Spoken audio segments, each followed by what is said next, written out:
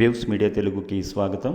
తూర్పుగోదావరి జిల్లా రాజమండ్రి నుండి గోకవరం వస్తున్న బస్సులో 2.5 కాసుల నెక్లెస్ను గుర్తు తెలియని వ్యక్తులు దొంగిలించినట్లు లక్ష్మి అనే మహిళ ఫిర్యాదు చేశారు. సీతానగరం నుండి రాజమండ్రి వచ్చి అక్కడి నుండి ఆర్టీసీ బస్సులో గోకవరం వస్తుండగా తమ బ్యాగ్లో ఉంచిన పర్సును గుర్తు తెలియని వ్యక్తులు ఓపెన్ చేసి నెక్లెస్ దొంగిలించారని తెలిపారు.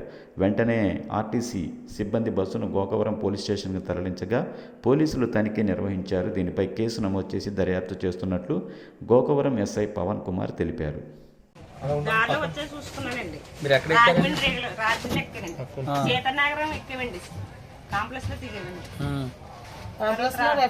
జనాభా ఎక్కువ ఉన్నారండి. జనాభా ఎక్కువ ఉంటే ఏం చేశానంటే నేను ముందు ఎక్కిపోయానండి. తిండి వెనకాల రమ్మన్నానండి. వచ్చి కూర్చొని బెదరించి వచ్చి దాటిందండి. దాటేగానే మేము పర్స్ జిప్పులు తీస్తున్నాయండి.